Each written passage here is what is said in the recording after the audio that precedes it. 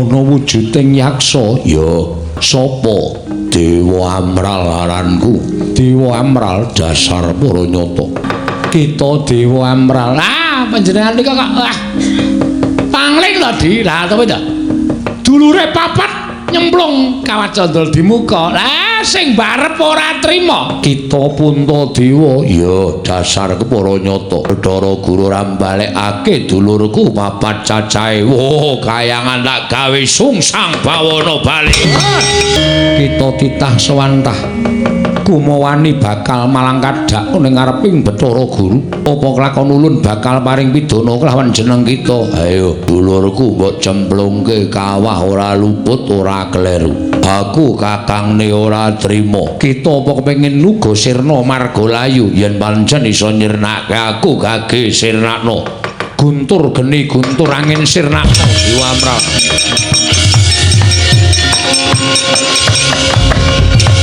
di Bathara Guru aja nakoke Bathara Guru kowe titah sing wani mulasara karo dewa gedhe dosamu ora sah kokean bebangal kowe nglewangi karo Bathara Guru mapan kuwi sesembahku ora semingkir gaglak limpamu kegulung kowe keparat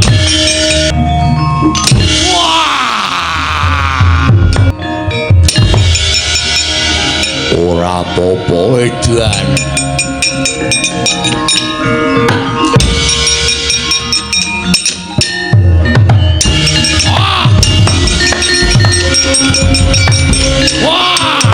Nyuwun Agung muga ngayomana marang Praja Ngamarta saisinipun kadangingipun Kakang Werkudara barep kakangku apa Uswatara antuk saptawari nganti krungguhan dina samengko iki siadi nggone mapan ning pasemeden suci ana ing sanggar pelanggatan sanggar pamujan negara ing Ngamarta nganti pun Kakang sumusul kelawan siadi ulah puja ulah brata ana ing madyaning sanggar pelanggatan ewadene nganti tekan dina samengko iki pun Kakang durung mangerteni apa to kang dadi wigati ning sira Dimas Panenggak nggone olah semedya ning jroning sanggar pelanggatan Yayi Werkudara mara gage gandeng dina samengko ana wahyaning mangsa kala padha jugar nggone alaku tapa brata ora ketang sklimah pun Kakang wene ana ngerti Dimas mungguh apa to sababe dene siadi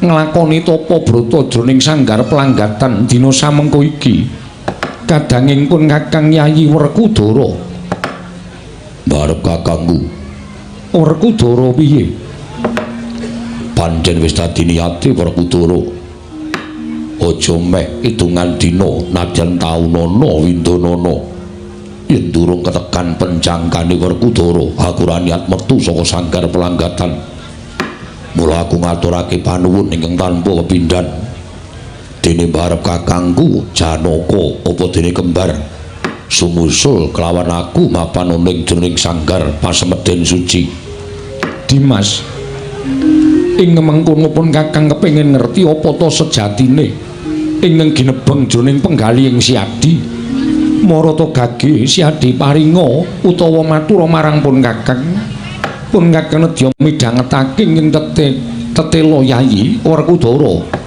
barep kakangku Werkudara piye anane Pandhawa urip ana ing alam wadhak merga ana sing anak-anakake cetha kabeh padha ngerti yen to Pandhawa kuwi putrane Babu Kunti ing patutan karo Bapa Pandhu monggo Pandhawa 5 cacahe kuwi ngibarate kaya dene rong wadah ingkang swadah sepisan barep kakangku aku apa dene Janaka wondene wadah ing ngangka loro ya kuwi Nekula lawan Sedewa monggo Pandhu bapakku lan Babu Madrim wis mapan ana ing tempat suci manjing ana ing alam pamancat ngerti yo senadyan bocah wis ditinggal karo wong tuane Nanging wong tuwa isih padha nyumurupi marang tingkah kelakuane anak. Ujaring para sepuh padha ngendikake, ujaring para pinter padha nyebutake, swarganing wong tuwa iki dumunung ana ing tindak tanduke si anak. Yen anak tansah ngerti marang wong tuwa, tata krama, unggah-ungguh, tansah ora ditinggal, kuwi mujudake sawijining kasuwargan tumraping wong tuwa. Nanging nadyan sawijining wong tuwa duwe anak sugih mlegedu, saben dina isa munjung ingkung gajah paribasane marang wong tuwa. Yen kelakuane merosal medugal, kuwi dadi jalaran wong tuwa anguk-anguk marang neraka jahanam. Dimas kadangipun ngakang-apan kepara nyata aturing Siadi. Banjur apa sambung rapete Siadi kelawan kahanan ingkang mbok aturake ngembet kelawan Kanjeng Rama Pandhu tuwin Kanjeng Ibu Madrim barep kakangku. Nganti tekan dina iki durung lega rasaning atine Werkudara.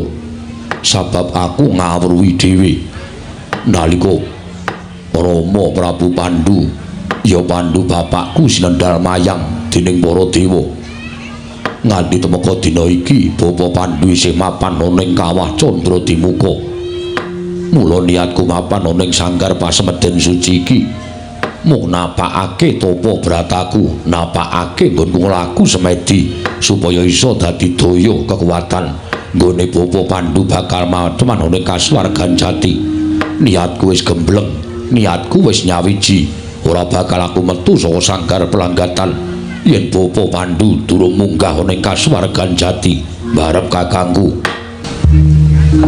Dimas kadanging pun ngakang Nyai Werkudara bareng Siadi matur ing kaya mengkono. Tumuli gumregah penggaling pun ngakang Nyai ingkang mengkono pun kakang prasapa. Ora mung Siadi ingkang ora bakal metu saka pasemeden suci iki, nadyan Puntadewa semono uga bakalan nyengkuyung marang apa kang dadi sedyaning sira Dimas Njodipati. Lamun Bapa Pandhu lan Ibu Madrim durung munggah ana ing kasuwargan jati, pun ngakang ora nedya metu saka ing sanggar pelanggatan Dimas. Semantun ugi kula Kakang Mas. Kula ugi badhe anjang njurung dhateng menapa ing dados sedyanipun Kakang Mas Njodipati. Nadan ingkang rayipun Arjuna. Mboten pojo-pojo kula badhe medal saking sanggar pelanggatan menawi deling kelampan menapa ing dados gegayuhanipun Kakang Mas Panenggak. Sematur niku kula Kakang Mas. Kula ugi mboten badhe medal saking sanggar pelanggatan menawi dereng saged kasembatan gegayuhanipun Maduka Kakang Mas Werkudara. Inggih, nadyan ingkang rayipun sadewa semantun ugi kula mboten badhe medal saking sanggar pelanggatan menapa ingkang dipun jangka dening Kakang Mas dereng kasembatan. Wah, bombong rasaning atiku dene barep kakangku Janaka lan kembar nyengkuyung karo karepe Werkudara. Ing mengkono aku ngaturake panuwun ingkang tanpa pepindhan.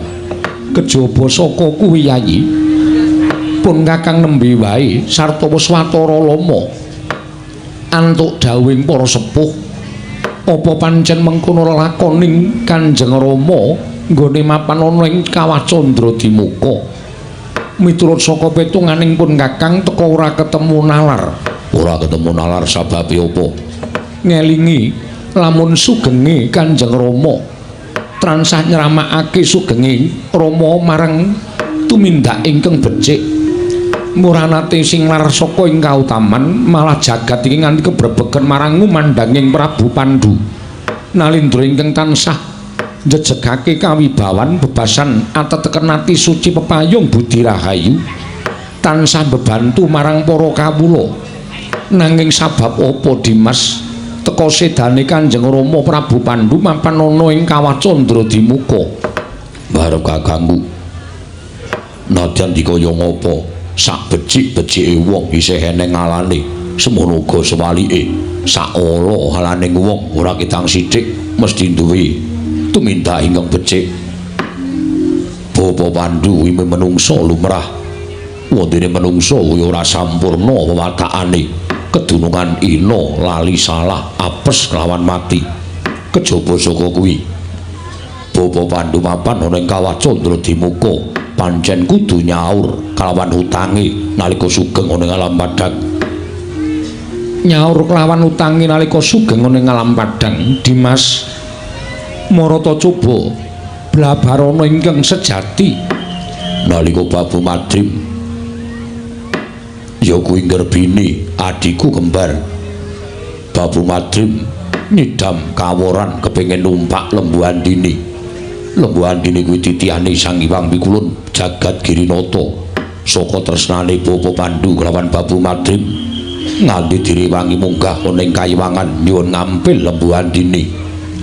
Malah nalika semono Bapa Pandhu prasapa ana ing ngarepe Sang Jagat Giri Pratingkah yen to Sang Hyang Manikmaya paring ngampil wujuding Lembu Andini. Besok yen to Bapa Pandhu wis pinundhut dening panguwasaning para dewa saguh mapan ana ing kawah Candradimuka. Kanthi kaya mengkono Bapa Pandhu nggone mapan ana ing kawah ora perkara nggone nandhang keluputan nalika sugeng ana ing alam padhang, nanging merga nyaur lawan utange duk nalika panjenengane duwe sumpah kelawan Sang Hyang Jagat Giri Pratingkah. Dimas Werkudara, nggih.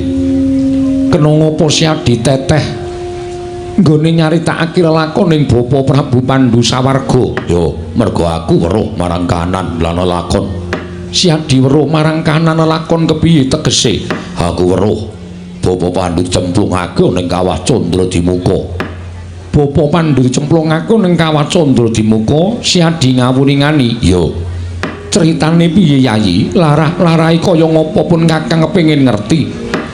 Nalika semono Bapa Pandhu gerah santer nalika sukune ketaman pusakaning Prabu Trembuka. Jroning gerah santer para sepuh padha nunggoni tugur nunggu marang grahing Kanjeng Rama Prabu Pandhu. Dumadakan tanpa kanyana-nyana ana angin sumrebet ingkang gawa kekes tumanduk ana ing kedaton negara Ngastina. Jebul kuwi mau kemayane Bathara Yamadipati ingkang pasang panyirepan. Kabeh padha mblasah kaya babatan pacing. Merga kena daya sireping Dewa Yamadipati. Ya ming ana wong loro sing luput saka panyirepan. Wong loro ingkang luput saka panyirepan mau sapa? Siji Kakek Abiyasa, loro aku. Aku karo Kakek Abiyasa ora kena dayaning sirep sing ditamakake dening Bathara Yamadipati. Mula aku weruh nalika Bathara Yamadipati nyendhal mayang marang Sukmaning Bapa Pandhu. Nalika semono Sukmaning Bapa Pandhu digawa menyang kayangan. Ora kuat ngampah marang seseking dada tumuli aku mlumpat nututi playune Yamadipati. Nalika semono Kanjeng Hyang Wiyasa tumuli nututi kang dadi lakuku. Wah, bareng tekan kayangan kaya ngopo rasaku? Kaya pedhot-pedhota jejantungku. Weruh Bapa Pandhu dilebokake ning kawah Candradimuka. Nalika semono aku cancut tali wanda arep nututi nyemplung jroning kawah. Nanging dening Kanjeng Hyang Wiyasa dipenggak merga durung titi wancine. Mangsa kalane durung nekani. Kanjeng Hyang Saptawarga paring dawuh karo aku, mulya-mulyaning wong tuwa, mulyaning Prabu Pandhu ing mapan ana ing kawah Candradimuka najan kudu nyaur utange nalika sumpah ana ngarepe Bathara Guru. Nanging persasat lenggahing Sang Prabu Pandhu kaya ning swarga yen to para Pandhawa tansah tumindak becik, Pandhawa tansah nengenake kautaman. Merga apa kang ditindakake dening anak wong tuwa ingkang weruh saka ing alam baka wekasan bakal bungah penggalihe. Nanging ewa semono rasaku durung marem, rasaku durung tentrem. Mula wektu dina iki aku nyoba mapan ana ing pasemeden suci ingkang wigati. Aku bakal gawe srana supaya aku bisa ngunggahake Bapa Pandhu marang kasuwargan jati. Mula nadyan taunana windanana nggonku nglakoni semedya ning sanggar pelanggatan yen dewa durung udaneni panjaluke Werkudara. Wah, nadyan dadi bathang neng kene tak lakoni bareng kakangku. Gumaregel penggaling nata ing ngamarta Prabu Darmakusuma. Dume midhangan aturipun ingkang raying Jodipati Raden Harya Werkudara.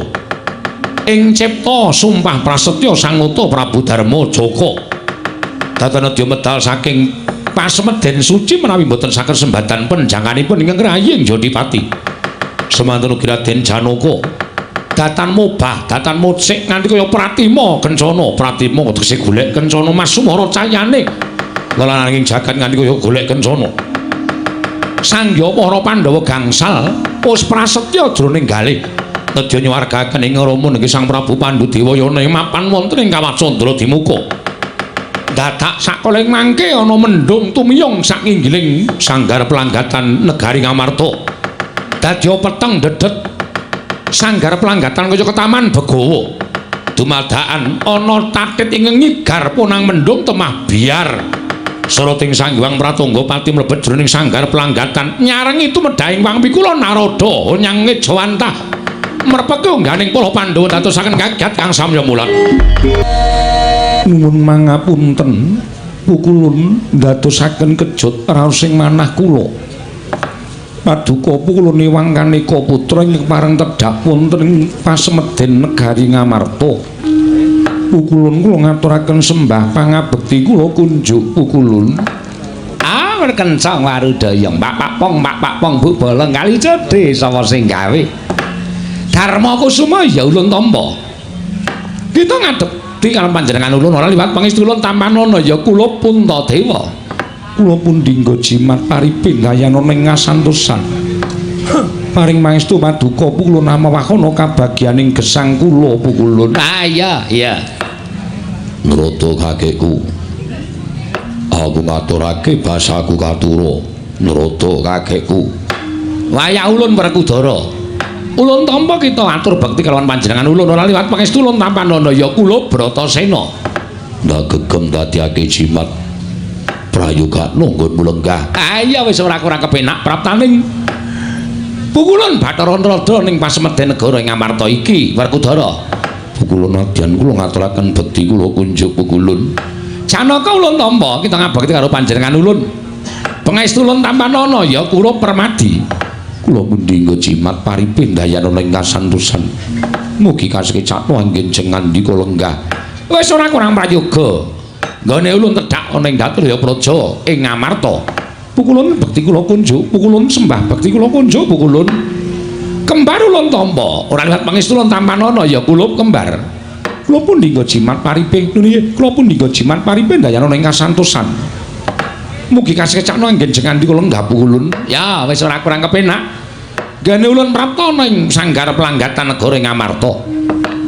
Pukulun ndadosaken kaget sotaning manah kula. Dene tedhak paduka pukulun Sang Hyang Kanika putra inggih Sang Hyang Narada wonten ing pasemeden negari Ngamarta. Menapa badhe paring pidana dhateng ingkang wayahpun Puntadewa upamiya mekaten monggo kula aturi paring dawuh. Kula mboten nedya selak tartemtu badhe nampi dawuh sabda pangandika paduka Hyang Pikula Narada. Nanging menawi paduka pukulun badhe paring ganjaran dhateng ingkang wayah lajeng lelabetan menapa ingkang sampun kula tindakaken pukulun. Ah iya. Ngene ya Puntadewa. Sejatine prapta ulun ana ing pasemeden negara ing Ngamarta dina samengko iki merga nampa dawuh pangendikane Hyang Pramesti Bathara Guru Sang Hyang Jagat Giri Pratingkah nalika semana nyumurupi marang kananing para Pandhawa nggone nganake tapa brata ning jroning sanggar pelanggatan. Tumulun uding lan panjenengan ulun supaya tedhak ana ing jroning sanggar pelanggatan ingkang wigati merpeki kalawan para Pandhawa. Mekaten pukulun. Inggih. Kejaba ulun bakal matedhakake sarta ndhawuhake timbalaning Hyang Pramesti Bathara Guru. Sejatine ulun bakal nyuwun mriksa apa ta ingkang dadi wigatine dene para Pandhawa mapan ning telenging sanggar pelanggatan. Pukulun menapa mboten langkung prayogi menawi paduka pukulun ingkang kepareng medhar pangandikan langkung rumiyin ndhawuhaken timbalanipun Hyang Pramesti Bathara Guru. Ya. Ditakoni durung mangsulan malah genti takon. Mboten nampa kula badhe nglangkungi panguwaosing kadiwatan. Nanging tata carane ngarcapada kedah mekaten menika pukulun. Ya. Ora dadi ngapa Puntadewa? Yen pancen iki dadi karep kita, ulun bakal walaka. Sejatine prapta ulun ning Pasemeden negara ing Amarta dina samengko iki wigati matedhake timbalaning Hyang Prawisi Bathara Guru yen to kita Puntadewa tinimbalan sowan ana ing Kayiwangan dina iki uga bareng lan sak laku ulun. Mekaten Bu Kulun ya. Menawi tetelo mekaten dosa menapa ing badhe kula sandhang menawi kula wantun nyilaki dawuhipun Hyang Pikulun Manikmaya. Monggo Bu Kulun menawi Hyang Pikulun Bathara Guru amiji sowanipun ingkang wayah kula mboten badhe selak. Kula namung ndederek dawuh pangandika Maduka Sang Hyang Jagat Girinata lumantar Paduka Pukulun Sang Hyang Narada. Kita sago inggih. Mboten sagah sabab menapa Pukulun. Yen ngono ora usah kangelan ulun bakal mboyong kalawan jeneng kita. Kita tumuli tata-tata ingkang wigati. Ayo tak kanthi munggah ning Kayangan. Gusti Narada kakekku. Werkudara piye?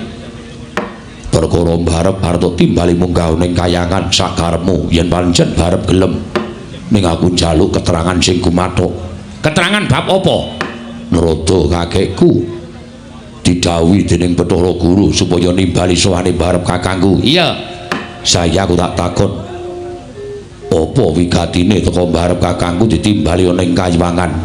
Werkudara, apa? Yen perkara wigatine apa ulun mboya ngerti. Ulun ki mung dewa. Dewa winara dadi pujangganing para dewa, ulun ki mung dadi kongkonaning Sang Hyang Jagat Giri Pratingkah. Perkara iki mengko bakal diparingi ganjaran apa bareng widana, ulun mboya ngerti. Ora ngerti tenan. Ora ngerti tenan. Dadi kowe dikongkon mrene kon nimbali titah sowan ning Kayangan, monggo kowe ora ngerti apa yang bakal dumadi ning Kayangan. Ulun mboya ngerti. Kuwi tenan. Ya tenan. Lahir batin. Lahir batin. Nek nganti goro piye? Kok sik ta kowe iki kok mbledhik wae iki ngapa ta? Kok ngoyak wae iki piye? Lahir batin ulun ora ngerti. Yo yen pancen lahir batin. Aku ngakoni yen pancen kowe dewa resik lahir batinmu ning Titenono, anggere kowe wani goro karo titah nadyan kowe wujuding dewa ning dewa sing tumindak goro. Lahir lan batinmu ora nyawiji, lati lan atimu ora makarti. Titenono. Wah, ora jeneng nyebatani. Seksekke wong pirang-pirang Narada bakal dadi dewa sing lunga-lunga kaya kebo. Kosek.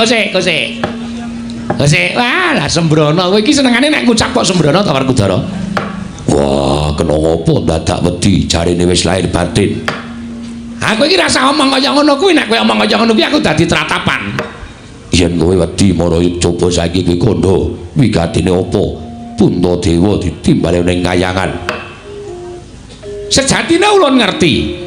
Ning mengulun wedi bakal ngandhakake merga wedi walating Sang Hyang Jagat Giri Pratingkah. Kowe jujur kok wedi.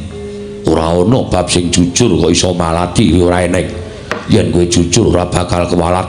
Yen kowe goro, kowe ora kuwalat karo Bathara Guru, ning kuwalat karo ucapmu dhewe. Iya, aku tak omong wis ta. Ora usah dadak dioyak-oyak kaya ngono kuwi. Wigatine apa? Wigatine Puntadewa iki bakal dipatrapi paukuman. Wah, dipatrapi paukuman. Iya.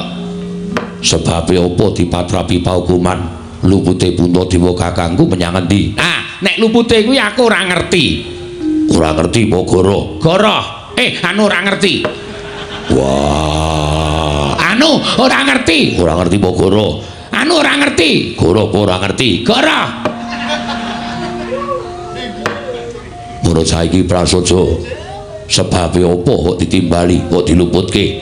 Sebabe Puntadewa siji wani nganggo asma Puntadewa, angka loro Puntadewa wani ngagem gegelung keling. Ora aku sakit takon. Apa sebabe kok diluputke nganggo jeneng Puntadewa? Wangsulana pitakonku. Punta kuwi luhur dewa kuwi wis ngarani tegese keluhurane Puntadewa kuwi ngungkuli marang keluhuraning para Jawata.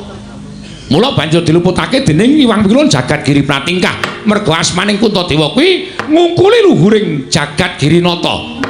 Saya aku tak takon. Puntadewa kakangku nganggo gelung keling kok diluputke mergane apa?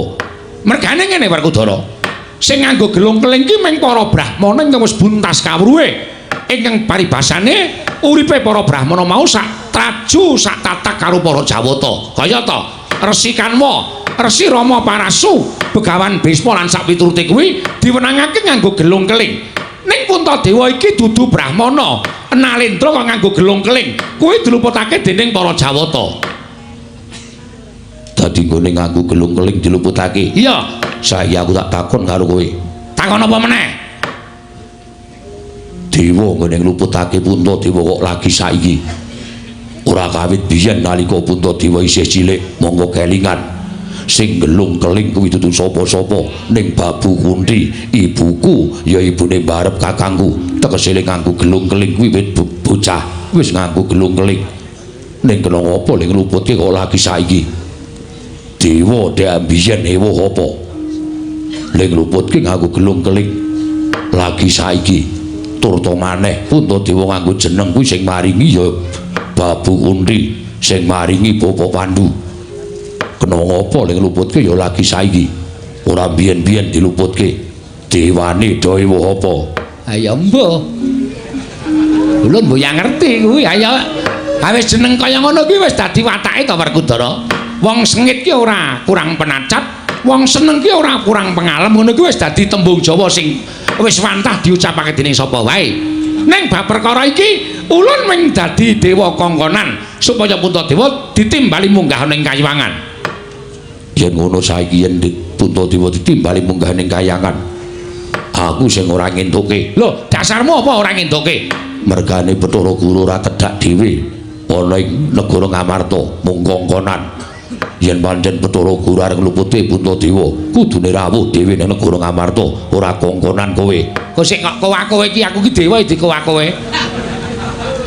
arep kaya ngene iki pujangganing dewa yo aku ngerti kowe pujangganing dewa ning wangune Bathara Guru sing cedhake ning negara Ngamarta lan ngendikake keluputane Puntadewa ngono kuwi lagi sah lah terus karepmu piye supaya kabeh mau adil supaya adil gandeng Bathara Guru lan nimbali Puntadewa nganggo wakil mula Puntadewa ora budal ning Kahyangan lho kok ora budal sing budal wakile Puntadewa sapa aku sing dadi wakile mboten namung Kakang Mas Werkudara kula saged dados wakil mboten namung Kakang Mas Werkudara tuwin Kakang Panengah kula saged dados wakil piye kula ugi saged dados wakil pukulun rungokno kupingmu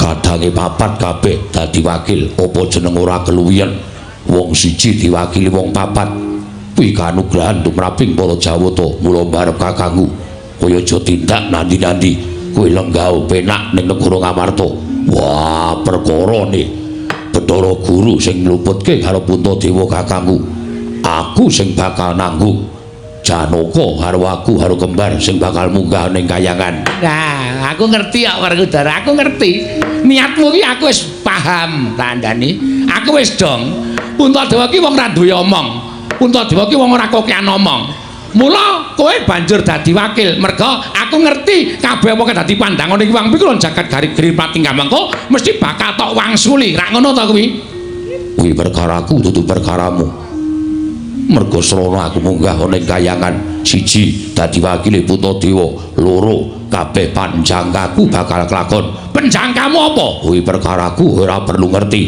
wah bocah kok ngeyeli ra jamak-jamak ta iki wah lha piye Puntadewa piye kula namung ndederek kersanipun kadang-kadang kula pukulun menawi Werkudara Janaka tuwin kembar samangke saged dados wakilipun ingkang wayah kula namung jumurung ndederek wah iki ya pinter saiki wah diwakilke adi-adine mergo dhek ora bakal iso wangsulan Puntadewa iki dikon apa-apa anane ya mung sendika dawuh dikon apa-apa anane sendika dawuh sing kokean omong ki Werkudara kuwi bocahe dlogak-dlogak kaya ngono nek omong pintere ora jamak wah ora sakokean gunung tanpa guna ayo nek menyang ya menyang nek ora ya ora nek aku ra entuk makili Puntadewa malah babar pisan kabeh ora mangkat Puntadewa ora ning Kahyangan aku sakadang papat ora ning Kahyangan kowe bali ning Kahyangan ditakokke Bathara Guru ora nggawa Pandhawa kowe ditukani karo Bathara Guru dipecat li dadi dewa wes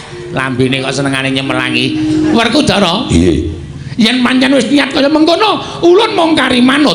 Yen pancen kita niat minangka wakiling Puntadewa, Janaka kembar uga niat dadi wakiling Puntadewa. Iya, ora apa-apa nggih, ora beber. Tak larapake warsaning Hyang Pikulun Jatimurti Werkudara. Menawi kula mekaten kula kantun nderek. Sumangga kersa paduka Pukulun. Nah, ya Werkudara nek pancen wis niat ayo. Budal marang kayangan ning tak jaluk kanthi laku panglemunan aja nganti kawanguran dening para putra lancur Pandhawa lan para nayaka negara Ngamarta. Mundha ora prayoga kedadeane. Dina iki ulun kondur makayangan Puntadewa. Pukulun Bathara Narada sembah kula nderekaken jengkar paduka. Ayo Janaka, monggo Pukulun kula nderekaken. Barep kanggo aku njaluk pamit. Dimas kadangipun Kakang sing ati-ati ya Yayi. Koko Prabu kula nyuwun pamit. Iya Janaka. Sing ati-ati muga-muga kelakon penjangkaning para Pandhawa. Koko Prabu kula nyuwun pamit. Koko Prabu kula nyuwun pamit. Iya kembar. Ndak balang puja sesanti muga-muga nirbaya nirwikara. Ora nemulan swijapa padha lumaku budal marang kayangan. Wis ya Puntadewa ulun kondur makayangan. Pukulun sembah kula ingkang nderekaken jengkar paduka Hyang Adi Pukulun.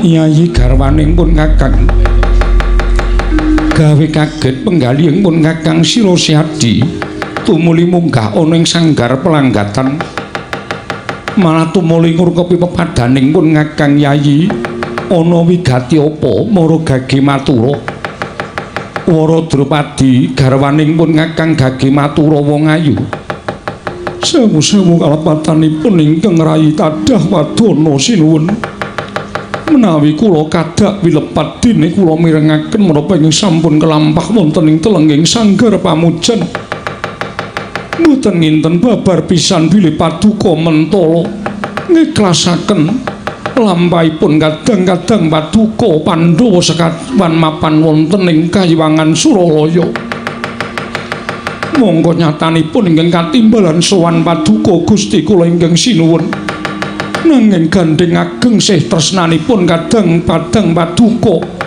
teka tumuli kadang-kadang paduka sagah minangka dados wakil jengandika sinuwun Prabu Puntadewa sinuwun menapa paduka mboten kemutan bilih paduka lenggah dampar keprabon negari Ngamarta menika krana anggenipun kadang kula pun Dimas Werkudara bebasan banting raga budidaya supados sak mangke Pandhawa saged mukti ngawibawa Nyakrawati mbau dendha nyuwun pangapunten mboten nama kula badhe ngungkit dhateng kejadening lelampahan namung nyatanipun bebasanipun paduka menika namung kantun nglenggahi klasa gumelar wonten ingkang yasa negari menika kadang kula panenggak tuwin kadang kula panengah nanging sabab menapa dene paduka mentala nyumurupi kasangsaranipun kadang paduka piyambak lajeng kula nuwun sewu penggalih paduka menika kados pundi sinuwun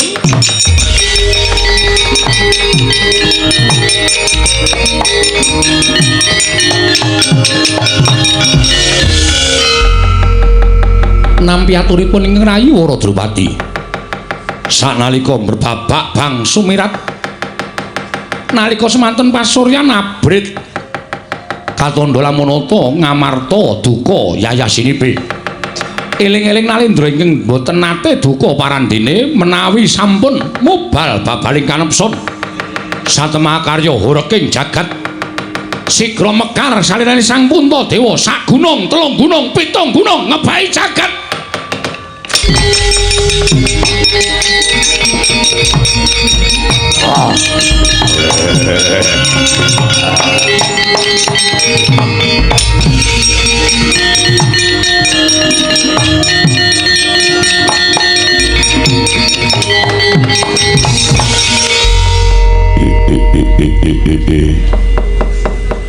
Drupadi garwaku wong ayu ora nyono babar pisan jebul kowe sing ngelingke karo aku Drupadi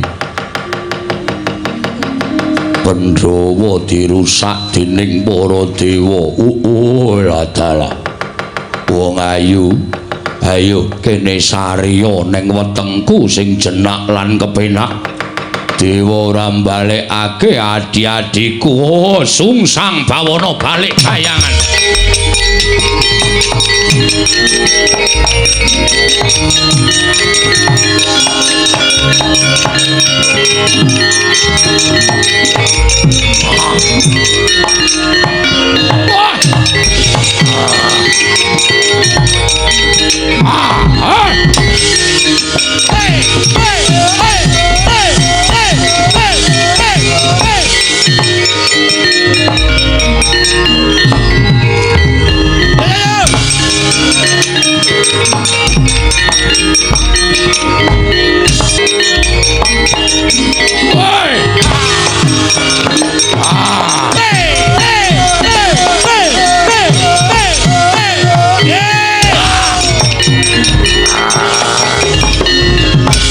Mas, ana apa Yai?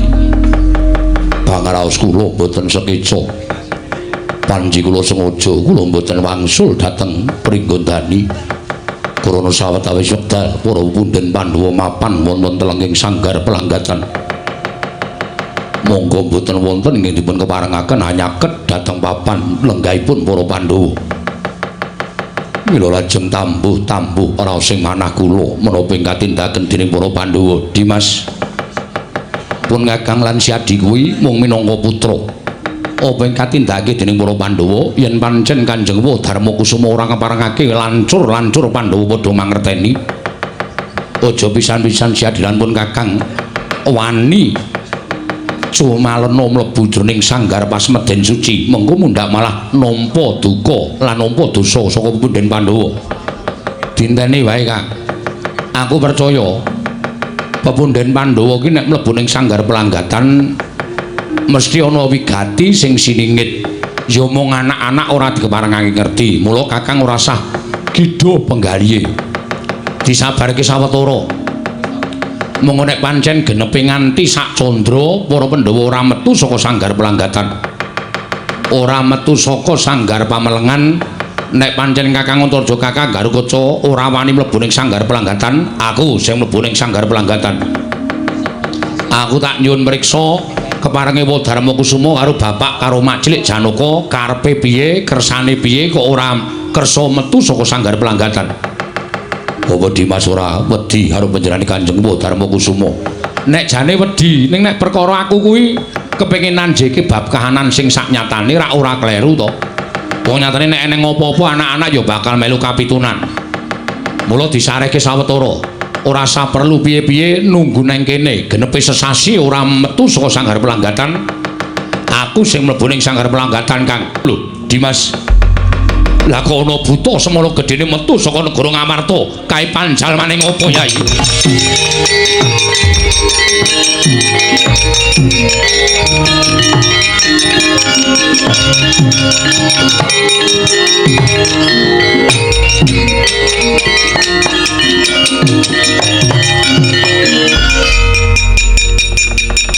Yaksa ingkang ageng semantenipun medal saking negari Ngamarta. Iya Dimas, kula kinten inggih namung menika ingkang badhe damel risak negari Ngamarta.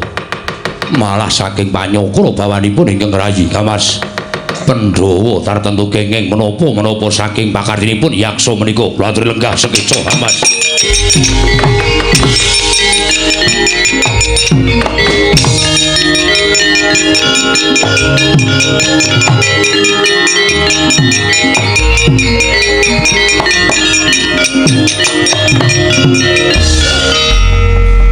Aku kok lali ora omong to iki mau.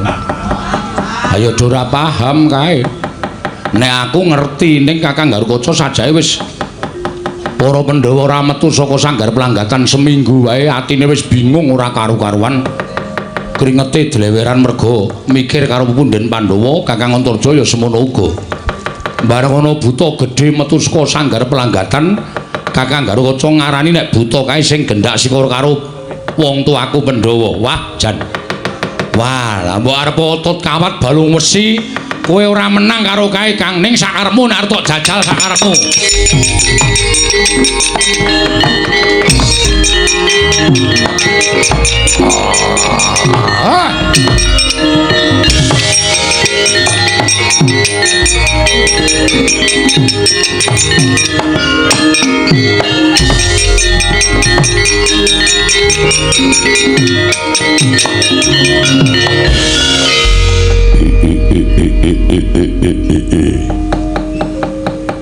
Sopo iki?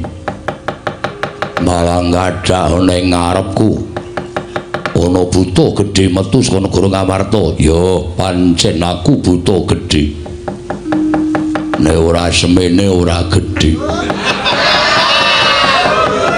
Ayo, kowe sapa ngaku Gatotkaca? Lho. Ngerti karo aku, ngerti wae. Kowe metu saka negara Ngamarta, cetha yen kowe gendak sikara karo pundhenku Pandhawa, pancen tak sengaja.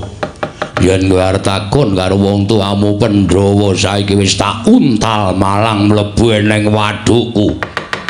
Yen pancen kowe kepengin tak untal, moro tak babarke pisan potol ndasmu. Apa tanganmu cukup? Kowe arep nguntir sirahku sing gedhene semene aja sumbar. Ayo ketokno kasudepian Waji Narantaka, Aji Brajadenta, Brajamusti. Aku ora bakal mundur sejangkah iki marganing patimu Maraja Baneng Gatotkaca.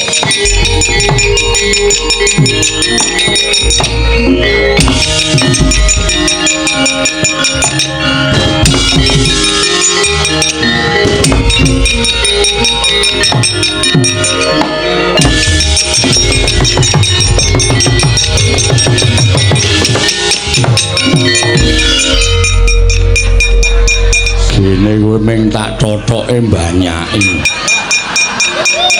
Kok kowe arep menang karo aku? Ayo, kowe teluk ora kowe? Mati aku, mesti mati. Tetep piateke kowe ora imbang karo aku. Ayo gage. Kowe arep ngopo Gatotkaca slentrik tiba adoh ya?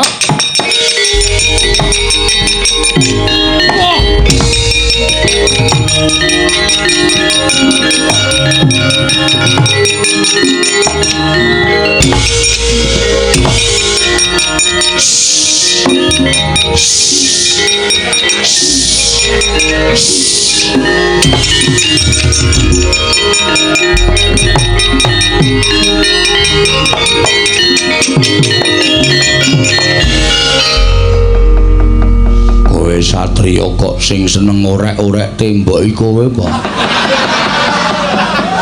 Ana awak rapopo kok.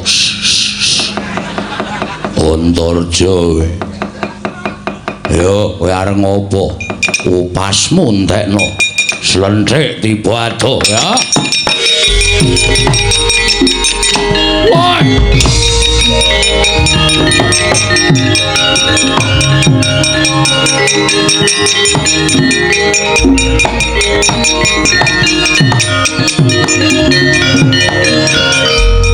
Iki yo arep melu-melu wani karo aku. Ayo maju. Nek aku maju sing kiper sapa ayo. Lho kok malah omongane iki. Kowe sapa? Ayo dadak takon. Aku Antasena, Pakdi. Lho. Pakdi sapa? Sampeyan nganggo sandangan pirang-pirang, rangkepa ping 1000 aku ora pangling. Nek kakangku Gatotkaca Kakang Antarja kae mesti ora ngerti mergo kae wonge ora tau nganggo petungan ming ngagan. Wekasan nuruti karo karep. Iya. Pakdi Puntadewa to kowe? Ngerti wae. Kok iso dadi gedhe? Adem kok le.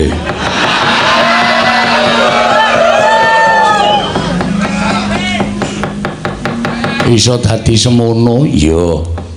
Mergane apa? Ora usah dadak takon iki perkarane wong tuwa.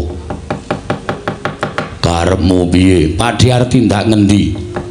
Aku arep lunga saka negara Ngamarta. Tindak ngendi kowe ora perlu ngerti. Mung kakang-kakangmu ae lumpukno mrene kandhanono. Ya, kandhanane aja kuwatir. Kang, ngono apa Dimas? Rene. Lho, Dimas kok malah nyawiji karo buta mau. Rene sik to, rasaku ki ngomong Rene sik. Iya.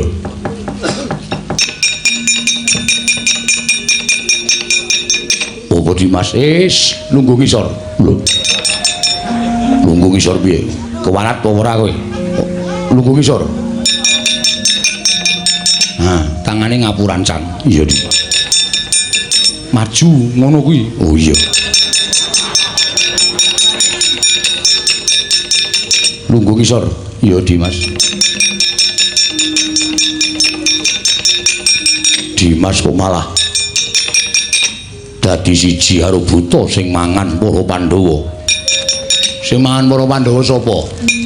Buta iki mau tak takoni mangan para Pandhawa. Buta iki ra doyan iwak. Apa iya? Wong iki kowe duwe darah tinggi ya ta buta? Ora kok. Kang, sawang sing permana. Aja sembrono, mula sok meneki aja nggunakake okol ning nggunakake akal. Ampo dikaya ngapa sing jeneng okol iki ora karo akal. Ngono Dimas. Malah di sampeyan ki satriya kedunungan pirang-pirang wahyu senopati, wahyu prawiranirat, wahyu sak piturute kok ora iso nggunakake permana jati. Dimatke iki sapa? Kok Njurarta salahke buta metu saka negara Ngamarta mangan para Pandhawa. Mati dening aku. Ayo kalah kowe musuh semene getangane gedene gedhe bandi. Telapakane wis sak sirahmu kok. Ngantem kowe pisan modar. Sopo Dimas aku durung ngerti. Kakang Antarja ora ngerti. Ora ngerti Dimas. Iki Siwa Darma Kusuma sing mekal sarirane merga mbok menawa kagol kogelan penggalihe. Aduh wa nyuwun pangapunten. Aduh wa nyuwun pangapunten wa.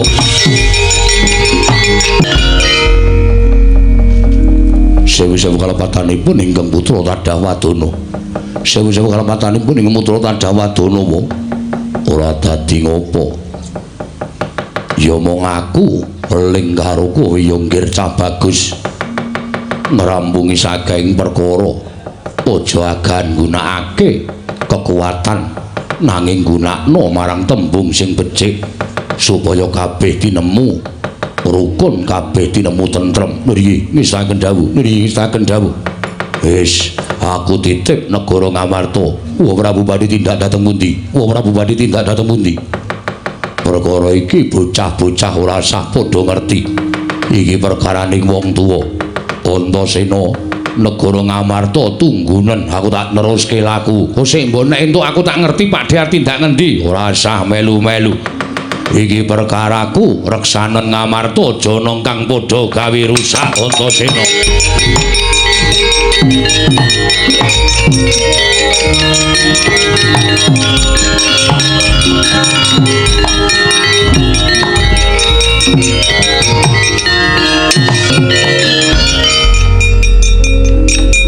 Nek ora aku ora tak kandhani kowe modar kowe Kang.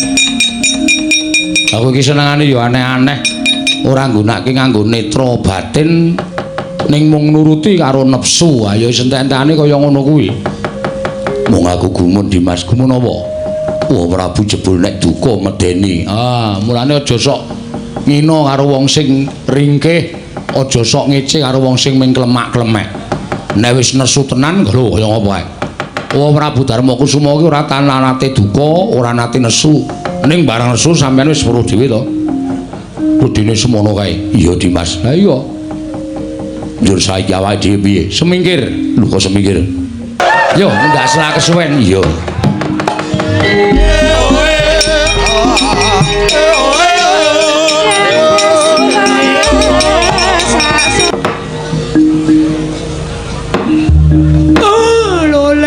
Lole ngentos lalu gembol manyar-manyar duk neng Dungkul Wana dadi alas-alas dadi wana.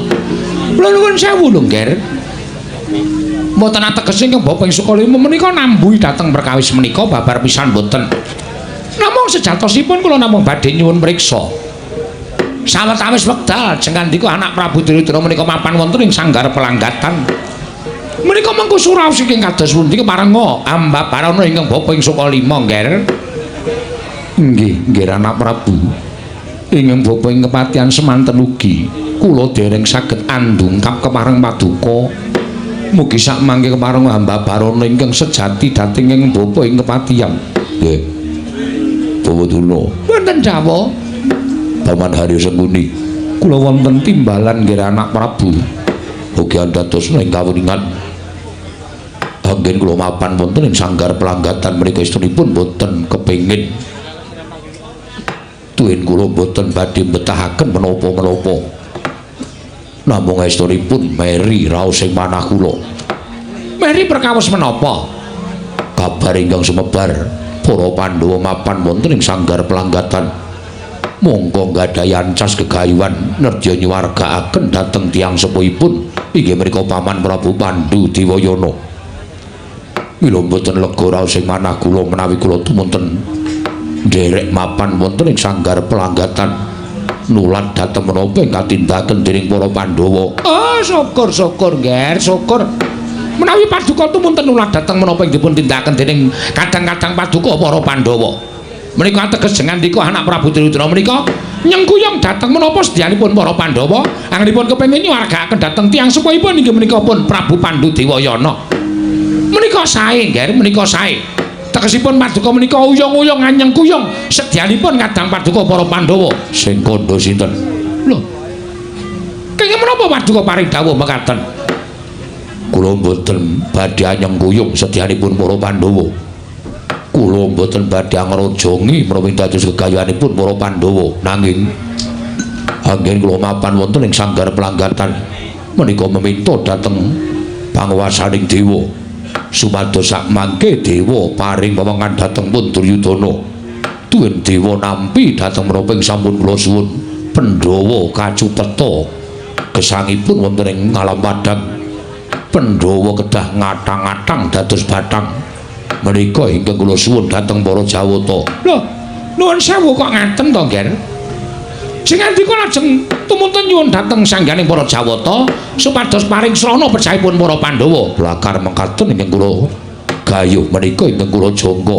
Nuwun sewu lho, Nger. Lajeng lepatipun menapa para Pandhawa teka paduka lajeng kepengin jang engkang pejahipun para Pandhawa.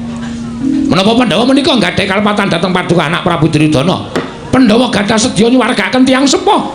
Panjenengan malah teka badhe gadahi pikajengan damel srana pejahipun para Pandhawa. Wis ta Kakang ora sah kakehan gunem tanpa guna. Wong nyatane kersane anak Prabu Duryudana kaya ngono. Sampeyan karo aku ki minangka dadi punggawa nayaka. Ora usah dadak matur ingkang akeh-akeh apa sing dadi kersane anak Prabu Duryudana kuwi. Kakang karo aku mung wajib nyendikani Lan mugi dadosna ing kawuringan. Menapa ing dados gegayuhan kula menika sejatosipun namung nenggo dhateng tumapaking wanci. Lho, liripun menapa paduka paring dawuh mekaten? Krana Kanjeng Hyang Pandya Bathari Durga wonten ing dandang mangure sampun nyarujuki tuwin sampun budidaya supados sak mangke sampun ngantos Pandhawa menika lana gesang wonten ing alam padhang Bawa Bandana sumarebak gondo nalika semanten garu rasa mala dupa menyang ratus dadak sakuling mangke sumingkir kang gondo arum kedadak anggondo amis bacin banger tumedhahing Sang Pandya Bathari Durga mapan wonten ing sanggar palanggatan negaring Astina kagyat nata ing Astina Prabu Duryudana wau. Hyang Pandya Bathari kula ngaturaken sembah pangabekti kula kunjuk Hyang. Batobat Duryudana tak tampa gawe gedhening ati ora lihat pangestuning pun Hyang Tamanana ya nggir. Kula pundi jimat Dayanana ing kasantosan ingkang sekawit Kanjeng Hyang paring dawuh bilih badhe angudaneni menawi dados pamintanipun ingkang wayah pun Duryudana. Kula nyuwun dawuh paduka Kanjeng Hyang kepareng hamba Barana kados pundi pawartosipun menapa Pandhawa tasih gesang menapa sampun pejah. Duryudana wonten timbalan mateni Pandhawa kuwi ora gampang nanging kanthi sarana pambudidaya kabeh bisa kaleksanan. Lho niki ngerti ya yen to dina samengko Pandhawa bakal tekaning pati nggih Duryudana. Liripun paduka paring dawuh ing mekaten dasaripun menapa? Aku mun atur karang Sang Hyang Pikulun Jatimurti ya Sang Hyang Pikulun Bathara Guru supaya gawe srana patining para Pandhawa apa kang dadi ature yang wing dandang mangure tinampa dening Sang Hyang Jagat Giri Pratingkah. Samengko Puntadewa lan sakadang-kadangane tinimbalan swanana ing kayiwangan wigatine bakal kacemplungake ning kawah Candra Dimuka. Batobat Kabar iki mengkene mau muga-muga dadi bunga atimu Duryudana jagat Dewa Bathara Hyang. Aduh.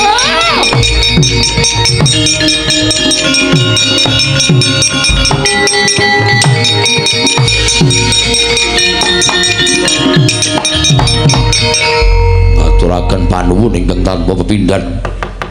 Kabungan menika badhe kula sugata mawi tata upacara kedah kados pundi.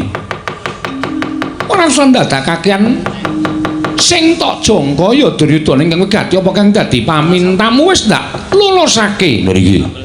nanging kowe kudu eling Duryudana nalika semana kowe nyuwun rawane Hyangmu Mandya Betari Durga supaya gawe Sranapati ning para Pandhawa wis aku wis nyarujuki nanging nalika semana kowe uga wis nyarujuki lamun besok tekaning patimu lan sak Kurawamu kowe ora mapan ana ing tepet suci ora mapan ana ing alam antara nanging sukmamu dadi balaning baju barat dene ragamu lan sak raganing para Sata Kurawa dadi panganing para baju barat kowe wis sago lho Duryudana.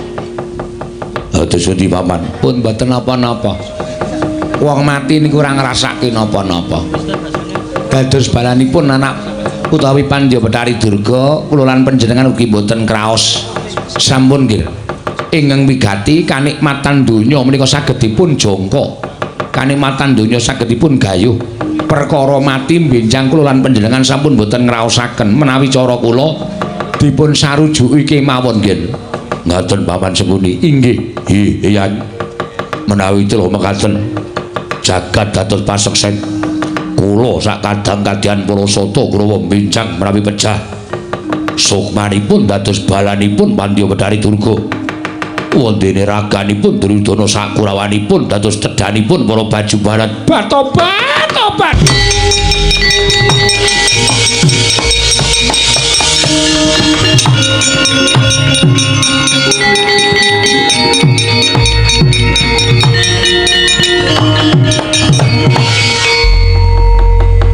Yen pancen kaya mengkono bumi langit wis nekseni lho kumrusak ning antariksa kae sayekti dududan sinemeni. Nanging ae para-para kang padha nekseni ucape Duryudana. Mboten badhe silak. Kula putuku Wonten dawuh. dina samengko Ngamarta nedheng komplang. Inggih. Mula ketapna para Wadyabala Kurawa supaya ngejeki negara ing Ngamarta. Tak bantu saka Wadyabala dandang mangurip. Yen Ngastina lan Ngamarta wis dadi siji sing nggadhampar Prabu Duryudana, upama Pandhawa isih urip ora bakal duwe papan, ora bakal duwe derajat pangkat Duryudana. Wonten dawuh. Kula dipun ketapaken.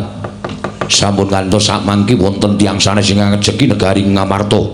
Nyatanipun Ngamarta nembe kumplang. Inggih, ngestaken dawuh. Pangkatipun ingkang abdi benjang menapa boten kedang sambung obor cara lintang tuli mangkat dinten menika. Nonton ngestaken bapak Pripun man? Ngawi sanggaring para Sata Kurawa. Ingkang putra Banjar Jungut pun dursasana lho. Sajae enten wigati tuli ambabarana ingkang sejati. Paman Kartomarma Cumadung dawuh. Paman Swatama Cumadung dawuh. Aja mbok kendhoni nggonmu dandan nanging malah kepara kenceng ana dur. Lho, pripun? Penjangkane anak Prabu Duryudana kasembadan. Kasembatan sing pripun? Nggone kepengin gawe pati ning para Pandhawa dibiyantu dening Sang Pandya Betari Durga ing Danbang Mangure. Wah. Terus iki Pandhawa tinimbalan sowan ana ing Kayiwangan. nggih, bakal dicemplungake ning Kawah Candradimuka. Dipestheke wayen to Pandhawa tekaning pati. terus Mula kowe didhawuhi supaya lumarep ning negara Ngamarta merga Ngamarta dina iki kumplang. Tegese ora ana ingkang ngrenggani. Kemaring anak Prabu Duryudana Ngamarta didadekke siji karo negara Ngastina. Aja nganti ana wong liya ingkang ngukup negara Ngamarta dur. wah dalah. Nggih, nek pun cetha ora eneng wonge. Menyang endi meneh tibaning negara Ngamarta kejawi namung wonten negari Ngastina. Lah, Kang mula saka kuwi mangkat aja kaya bocah cilik. Nggih, ngestaken dawuh. Ayo, entuk papan meneh, entuk panggonan meneh. Seneng-seneng, rupian-rupian, suka-suka parisuka. Pandhawa tekaning pati nang kayangan kowe karo aku ngukup negara Ngamarta. Monggo Kakang Mas kula dherekaken.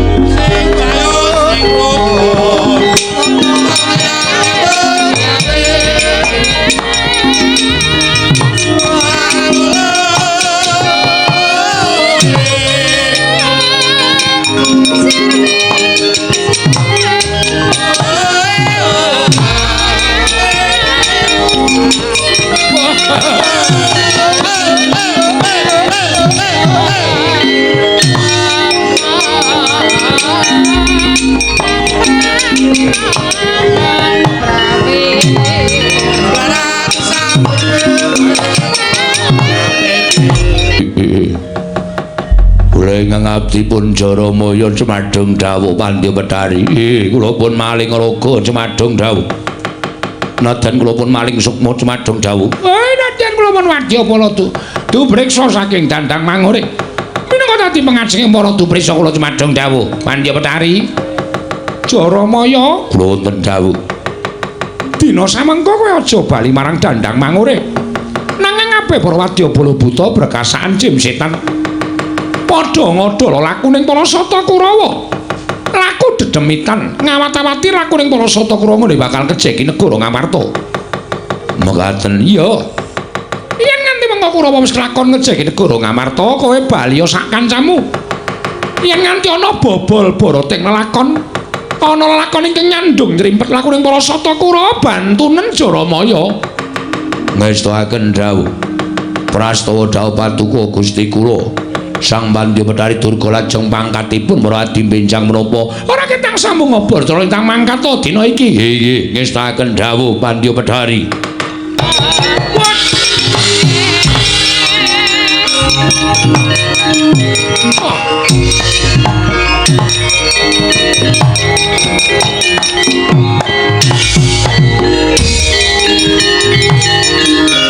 Pak Dikarto. Pak Disurtayu. Yo Antasena, walah meh persis. Nganti tak kira Pak Dikarto marmo bareng weruh rambuté gondrong. Pak Disurtayu, yo. Anakku lanang Antasena aku ingkang prapta ning negara Ngamarta. Wigatine apa, Dik? Kok segelar papan wadyabala ngestina prapting negara Ngamarta? Ya sejatine ngene Antasena. Aku krungu kabar yen Pandhawa ninggal praja ing Ngamarta. Muluk keparenging Kanjeng Koko Prabu Duryudana Kurawa kene nyelametake negara Ngamarta. Kose nyelametke tegese piye kuwi? Nyelametke aja ana wong liya ingkang bakal ngejeki negara ing Ngamarta mergo antaraning kula lan Pandhawa ki isih sedulur. Oh tegese Ngamarta aja nganti dijeki dening wong liya mergo Ngamarta komplang. Ngono to kuwi? Iya nggih. Mula kang wektu iki aku njaluk kaludhangan marang kowe Antasena seminggira. Para Kurawa bakal mapan ana negara Ngamarta. Mbetengi negara Ngamarta, aja nganti ana mungsuh ing wani ngukup negara Ngamarta. Nek Antasena ki wong bodho tak kira wenehi dalan, Pakdi. Ning gandeng Antasena ki saora-orane S1. Mula nyuwun ngapura akabeh ngendikane Pakdi kuwi tak pitung. To pitung tegese piye? Aku wis hafal watak wantuning para Kurawa. Aku wis ngerti pambeganing para Kurawa. Mula nek nganti Pakde sakurawane iki arep mlebu negara Ngamarta, padha karo aku masrahke Ngamarta iki marang para Sata Kurawa. Nek nganti mengko para Pandhawa kundur marang negara Ngamarta, aku bakal nampa duka. Mula Ngamarta kuwi ala becik bener luput, kanane kaya ngapa, aku sing tanggung jawab. Lho, Antasena, apa Pakde? Apa kowe ora percaya marang para Sata Kurawa? Percaya, sampeyan ki pepundhenku. Sampeyan iki wong tuaku. Ning aku ora pangling karo pambeganing para Sata Kurawa. Pambegane wong atu amu Sata Kurawa. Milik gendong lali. Tegese mesti bakal milik barang sing dudu darbeke. Mula kang saka kuwi nek Pakde sakurawane ora gelem semikir saka negara Ngamarta, nuwun sewu. Nek aku kepeksa wani karo Pakde ku Sata Kurawa. Yen perlu tak babati gamane tak gulungi gentinane Pakde. Wah, pancen bocah ora kena diapusi. Ya, Blaka Suta blakutang terus terang. Pancen niate Kurawa prapten negara Ngamarta mung kepengin ngukup negara Ngamarta. Tegese dadekke siji karo negara Ngastina. Mula rasaku kan gunung tanpa guna. yen kowe dadi pepalang tegese kudu mati Antasena. Yen Antasena tekaning pati Ngamarta dadi kukupane negara Ngastina. Lah rak tenan to, mau-mau omong ngono ora sak kokean omongan de. Nek ngono Pakde sakrawane kudu tak singkirke. Wani karo wong tuamu sing tawedene apamu. Lena pangenamu tebak danamune marganing patimu. Sing lena prapteng lalis Pakde Surtayu.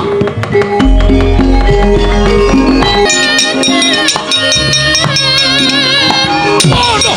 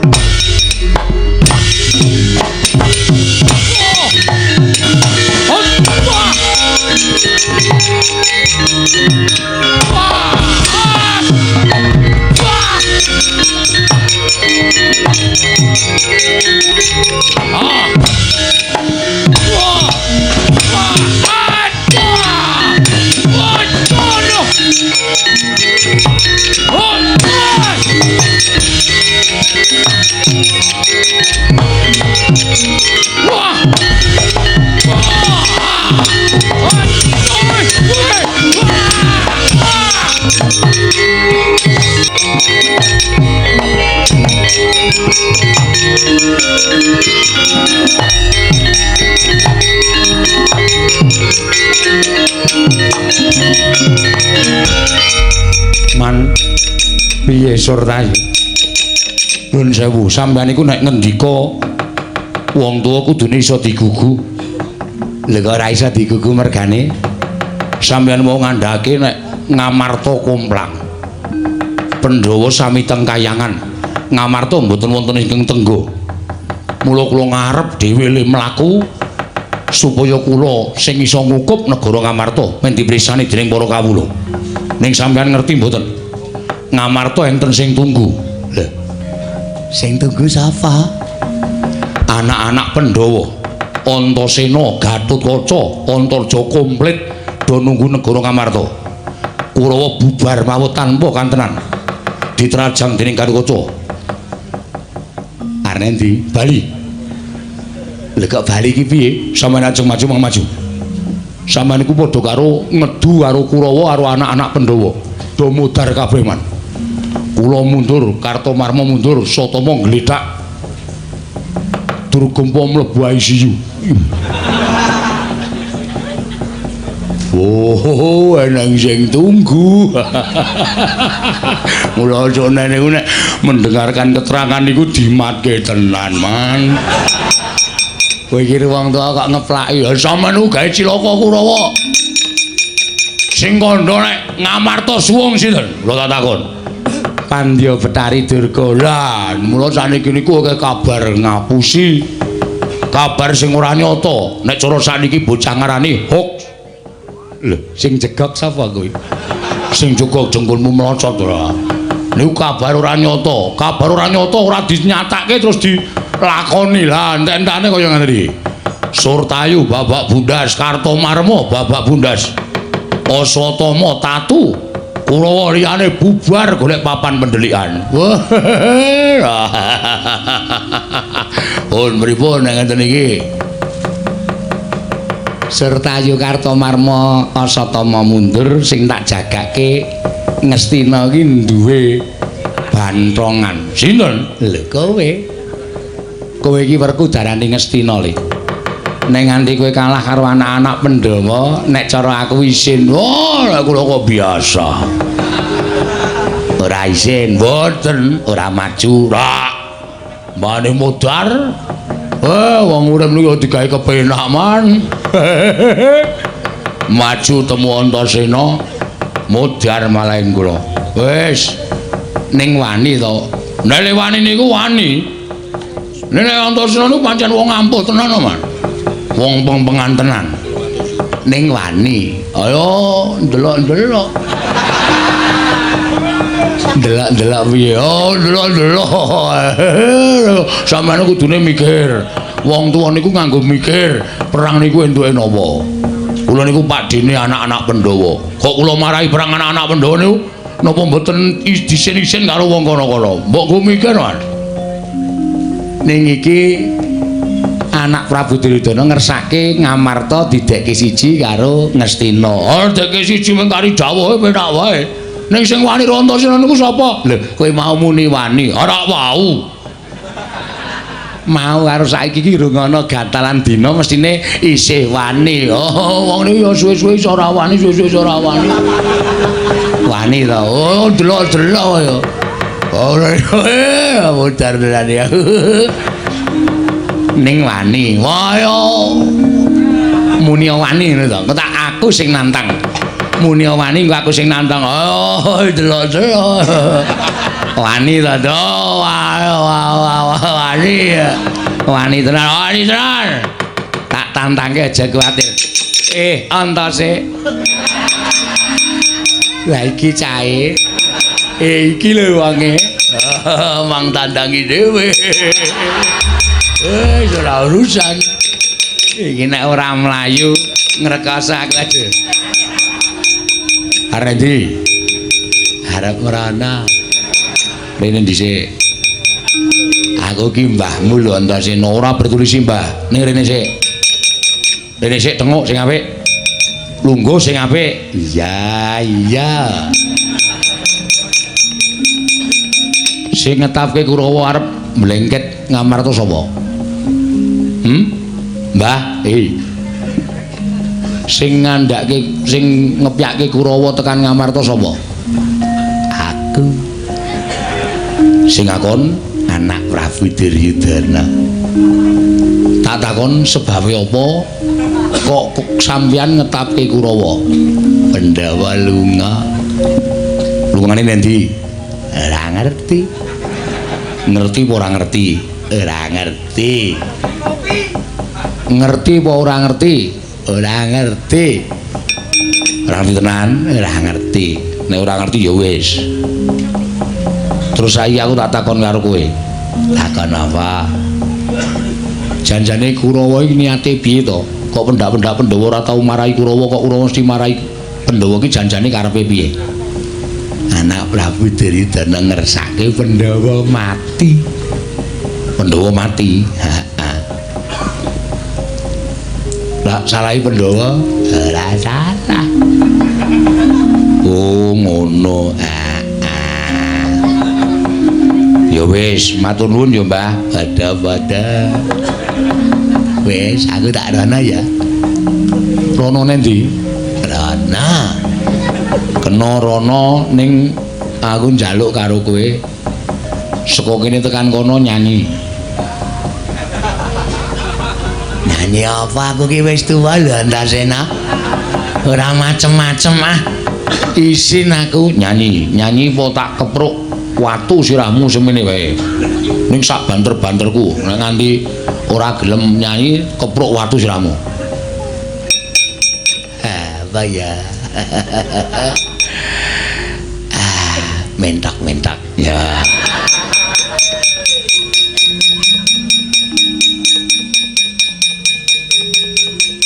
Wis. Sik ta ngeleng-eleng cakepane. Nek nganti kleru tak tuthuk. Ha iya, saka kene tekan kono joget nyanyi nek mandeg buandem watu kowe. Masa ora entuk mandeg? Ora entuk kudu nyanyi terus. Mentak. Mentak. Tak kandhani. Ha kene iso. Oh, tak tuthuk watu kowe. Iya. Galake ra jamak Madhep rono kowe wis. enggak tok bandem Ora madhep rono. mentak Tangane joget. Karo mlaku. Mangrepamu. Aku isin ya Antasena. Ora kena isin. Syarat kok tekan kono anggere mandeg tak ajar kowe. Tak bandem watu. Wak bandemi watu kowe banget. Kok kowe sedia watune apa kowe? Aku bar ngerit kok. Mentak. Nah, tak bokonge. Ndasmu kuwi. Mengerut. Terus anggere mandeg tak bandem. Angin sini hamba aja nelek ngetok ana kandang wae enak ngarep ora nyambut gawe Man. Sampeyan wong tuwa napa bocah? Pateh kok mentak-mentok. Isen lho, tekan negara niki kudu teng Astina lho. Niku teng Amarta, mentak-mentok sampeyan dhewe. Mbok mikir. mentak tak kandhane Man. Mbok gagas to. Sampeyan niku umure pinten? tua Tuwa kok nyanyi mentok-mentok. Sampeyan niku pateh nek wong nomor 2 teng Astina mentak-mentok sampeyan dhewe ora. Isen kula nek kaya ngoten niku. mentak Man, sampeyan kena deleke ora? Mentok. Oh, sedan kabeh. Man, mlajar mawon wangsul nekuk penjalin bledalan yang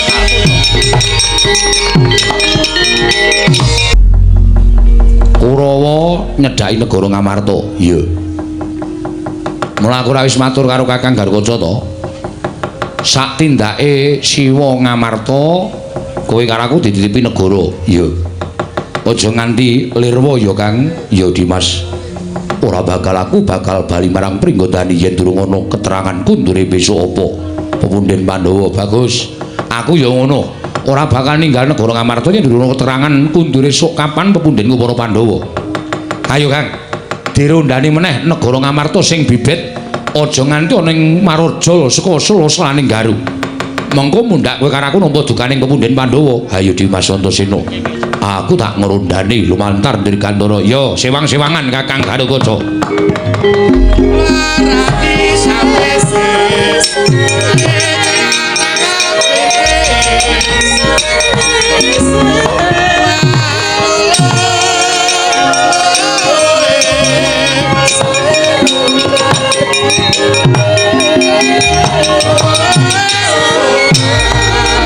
Kakang Naradu, Kakang Resi Kanika Putra, perkencong warudoyong mak pong mbok bolong kali codhe sapa sing gawe punapi di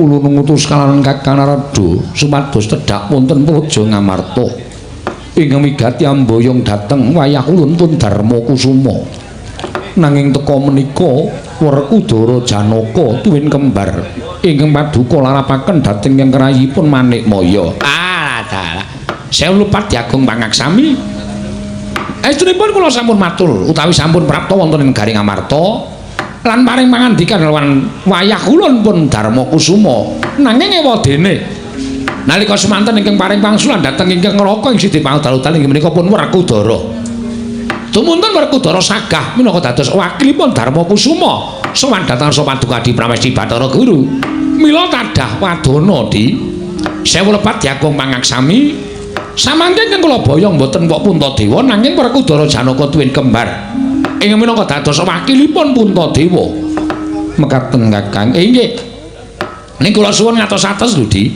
sajaipun Werkudara sampun sangu menawi sak mangsa-mangsa paduka dangu Werkudara sampun sangu wangsulan dhateng kersa Paduka Adi Pramesti Bathara Guru Kakang Narada kula aturi lenggah langkung prayogi sampun ngantos kuwatos jer kula menika dewaning para dewa sampun ngantos mekaten selagengipun ing ngraka Sidi Pangdaludan kemawon meh kemawon kawon kaliyan pun Werkudara nalika wonten ing sanggar pamujan Garing Amarta Kakang Narada lenggah prayogi inggih ngestakaken dawuh Werkudara nggih padha slamet sak praptamu binayungan ing kawidadan aku ngaturke basaku katura Bathara Guru ya ulun tampa nggih ora liwat pangestu ulun tampanana tak gegem dadiake jimat Arjuna padha raharja tansah pinanganing kawidadan niring sambi kala sawanipun ingkang wayah kula ngaturaken bekti pukulun ya Janaka ulun tampa nek kula Sedewa padha raharja punipun pinanting Suka Basuki sowan kula kemarin kula ngaturaken sembah pangabekti kula kunjuk pukulun ngaturaken sembah pangabekti kula kunjuk iya nek kula Sedewa ulun tampa Werkudara nggih kita minangka dadi wakiling Puntadewa sowan ning Kayiwangan Suralaya ya pancen bener apa sing dikendikake dening Narada kakekku pancen ora kleru yen to pancen mengkono ulun nampa sowaning Pandhawa papat nanging ulun bakal nyuwun priksa kowe arep takon apa sapa ing minangka dadi juru wicara saka pandangan ulun iki Werkudara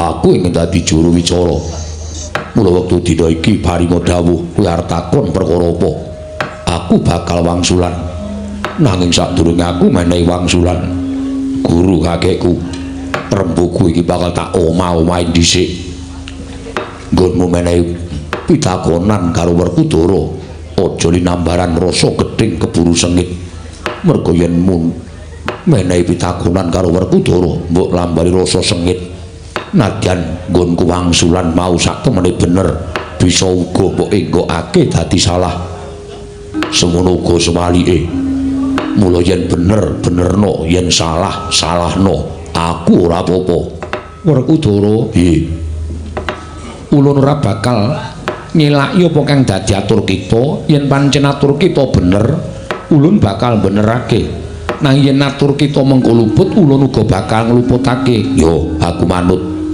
waton aku matur iki mau lambarana nganggo rasa tresna aja rasa sengit mergo yen apa wae sing dilambari nganggo rasa sengit nadyan wis dikandhakake kanthi jujur ewadene diarani ora jujur kuwi ngono kabeh wis kelakon ngono ngendi-endi iya Werkudara rak tenan to bocah pintere ra jamak-jamak wis monggo Di kula aturi enggal paring dawuh Werkudara nggih kadang kita tuwa Puntadewa luput krana nganggo asma Puntadewa ing ateges ngasorake kaluhuraning para Jawata Punta kuwi luhur dewa kuwi wis ngarani mula Puntadewa keluputan tumuli ulun timbali menyang Kayangan ing wigati bakal ulun patrapi pidana sing jeneng nganggo dewa ora mung Puntadewa tok nanging uga ana titah sing jenenge nganggo dewa Baladewa kaya jenenge nganggo dewa Bala wis ngarani Wadyabala dewa wis ngarani tegese Baladewa kae malah ngungkuli marang panguwasaning para dewa sabab dewa-dewa dianggep balane karo Baladewa. Mula Puntadewa yen mbok luputke aku ora trima. Sababe apa kita ora trima lan sababe apa dasar kita apa? Dasarku mung siji, tembung Puntadewa, punta tegese luhur, dewa wis ngarani. Mula pambeganing Puntadewa kaenadyan titah semantah nanging pambegane tanpa beda utawa ora ana ingkang ngungkuli. Nadyan para dewa ning kayiwangan ora ana ingkang ngungkuli pambeganing Puntadewa kakangku. Mula coba saiki petungen ngendi eneng ing atase wong urip ana ing alam padhang nyawane dijaluk karo sak pepadaning urip diwenehake monggo kuwi kanggo kabagyaning wong liya. Yen ora Puntadewa kakangku ora bakal iso kelakon. Mula wis ora jeneng aneh yen Puntadewa tumuli nganggo asma ingkang wis diagem saiki yaiku Puntadewa. Merga luhure bebudening Puntadewa ora ana ingkang padha ning jagat. Nadyan dewa wae ora ana ingkang kembari marang luhur bebudene kakangku si Puntadewa. Waduh, kowe mutiar ora kowe. Ah, jawabane ya apik ngono to ya bener. Kuwi tembung Puntadewa. Tur maneh bola-bali tak kandhak karo Narada kakekku.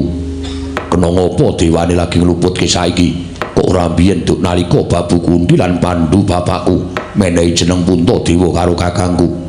Yen pancen kuwi dianggep salah, kudune biyen-biyen dewa mudhun ning jagat lan elek-elek karo wong tuane Puntadewa. Aja nganggo jeneng Puntadewa mundhak ora prayoga.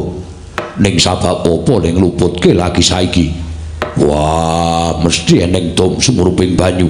Mesti ana wong sing ora seneng karo Pandhawa, tumuli golek luput-lupute para Pandhawa.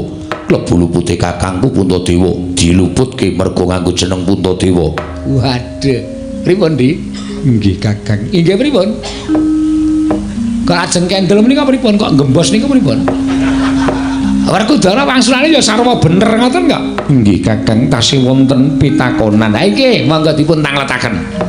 Ya, yen pancen wangsulamu kaya ngono Werkudara, ulun tampa. Syukur yen kowe gelem nampa. Merga nadyan kowe ora gelem nampa ning tumrap aku bener.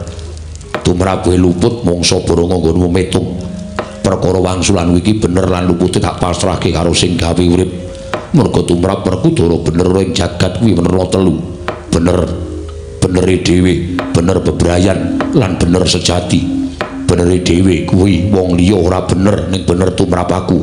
Bener ing bebrayan kuwi wah kingsir, saiki iya sesuk iso ora, saiki ora sesuk iso iya. Wontene bener sejati kuwi bener sing gawe jagat. Mula wangsulan kuwi tak pasrahke karo sing gawe urip.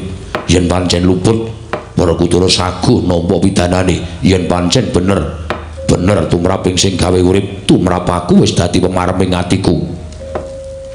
Iya Werkudara. Yo, saiki kaki pitakonan sak banjure apa? Puntadewa keluputan. Karana wani ngagem gegelung keling. Mula Werkudara Puntadewa kudu lebokake ning Kacandra Dimuka. Ora usah tak baleni wangsulanku. Gelung keling sing diagem dening Puntadewa kae sing gelung Ibu Kunti. Kae sing dandani wong tuane Puntadewa. Kudune yen pancen arep ngelekake kaya nalika kowe ngrebuk perkara jeneng. Nalika isih bocah, Puntadewa wis nganggo gelung keling. Nanging kena ngopo lagi saiki mbok luputake? Aku percaya guru kakekku ora usah dadak mbok tutup-tutupi.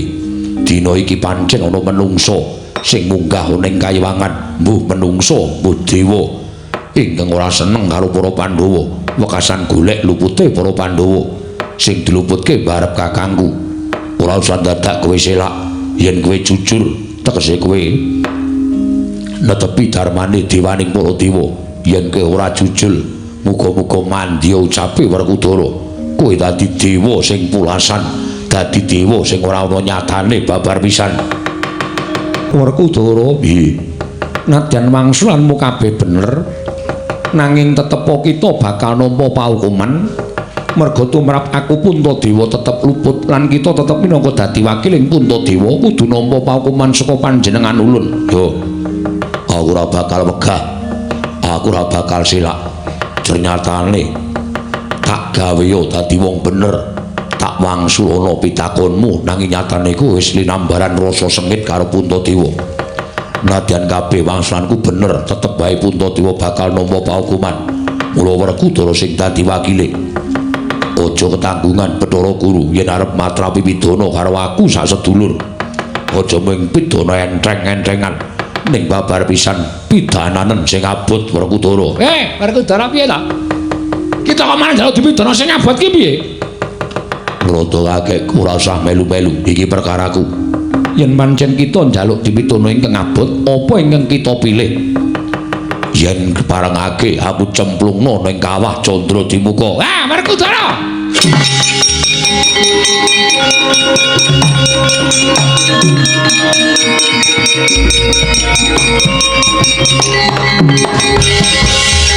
Merkencong warudaya pak pong buk bolong kali jodhe sapa sing gawe. Werkudara kita ki piye? Kawah Candra Dimuka kuwi pasiksan papan pasiksan. Panase kawah kuwi 1000 panase Marcapada. Lah kok kita malah nyemplung Candra Dimuka iki ketekaning pati piye? Wah, pancen wis tak niati nggonku bakal nampa pakumane Bathara Guru. Dina samengko ora usah dadak walang ati. Tuturna dalane kang papan ning kawah Candra Dimuka. Adiku telak gendonge aku tak nyemplung ning kawah Candra Dimuka. Wah, lah bocah iki ku malah ora prayoga kedadeane. Rada kakekku ora usah melu-melu. Iki perkaraku tak sandangi dhewe. Yen pancen kita kepengin kecemplung kawah, ulun Ayugyani lan ulun sarujuk kelawan apa kang kita aturake. Yen pancen kowe sarujuk kelawan apa kang dak kandhake. Jlamrong wonten dawuh Nulasedewa. Wonten dawuh, kula wonten dawuh, Mas. Kowe ikhlas mati, mboten ikhlas sebab menapa? Nggih, kula ikhlas lahir batin. Nggih, kula ikhlas lahir batin. Wis krungu dhewe. Adiku ora ana sing mesgul atine. Yen ngono ulun bakal pengonan Yamadipati anjabel nyawa kita. Ora usah mbok jabut nyawane Werkudara. Monggo yen aku tekan kawah Candra Dimuka mesti tekaning pati. Duduhna dalan sing anjuk ning kawah Candra Dimuka. Metu dalan iki kita bakal prapteng papan pasiksan langgeng ya kuwi kawah Candra Dimuka. Jlamrong kembar tak gendong.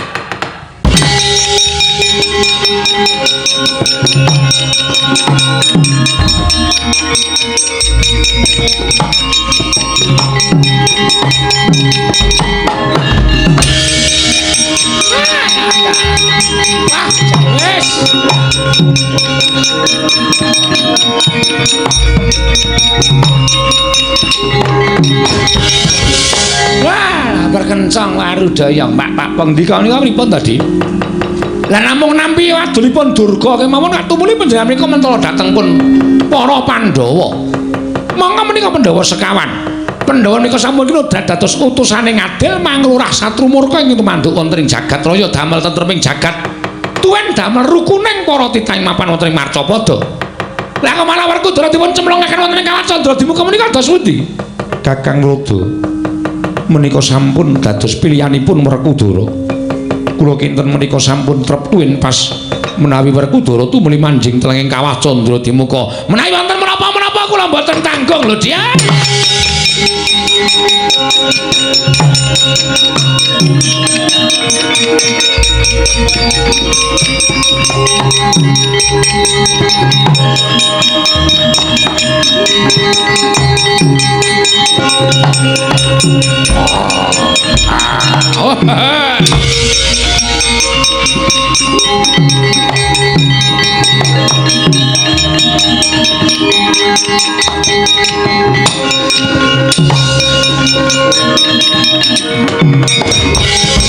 Buta Pandhawa tata gati Wisraya Indriyaksa Sara Maruta Pawana Bana Margana Samirana lan Marayang.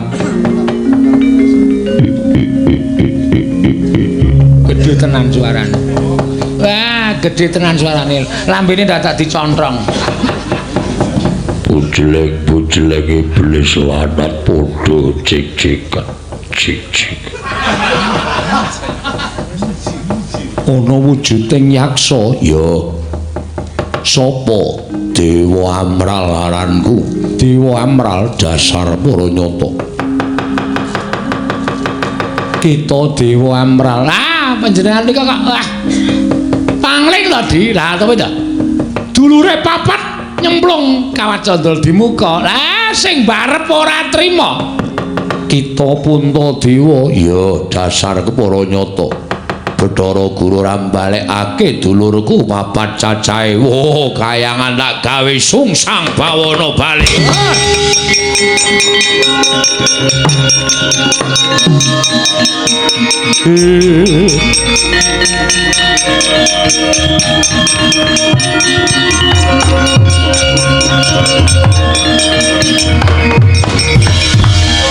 Kita titah sewantah kumawani bakal malangkadak ning ngareping Bathara Guru.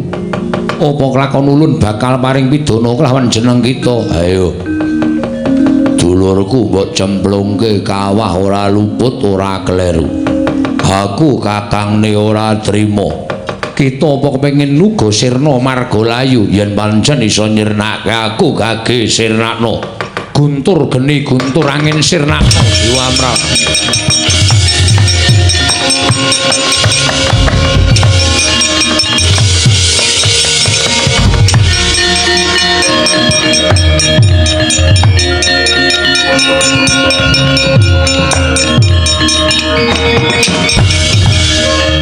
Kakang Rada punapi guntur geni guntur angin mboten tumama Kakang. Jenenge Allah ora bakal tumama ning becik. Arep panjenengan menika dados dewaning para dewa nadan panjenengan menika dados nalendraning para dewa ning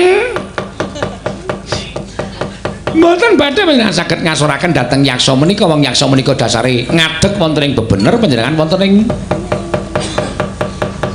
tumindak ingkang klintu. Kakang Rada kok semunipun malah bantu dhateng yaksa menika. Mesinipun kula menika ora kepengin tumindak Allah kok. Kula kedah kados pundi? Panjenengan malah mboten mlajar.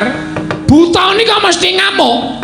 Apa ngono Dewa Amral? Wah, gegulung kayangan.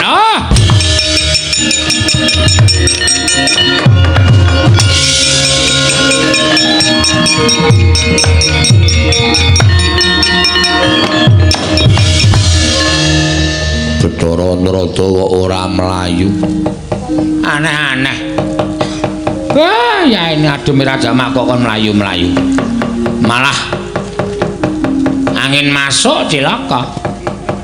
Ora wedi karo aku. Ora wedi ki ngopo? Wis Bathara Guru nek ora tututi kaya ngene.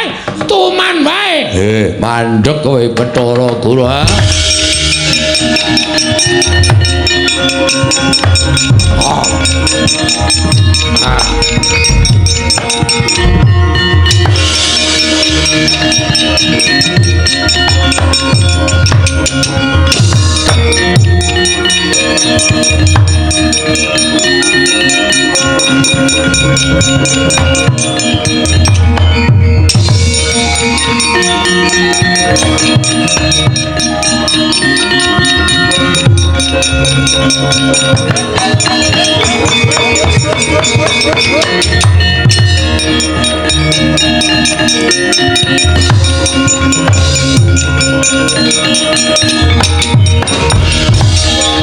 Kakang Semar nggih.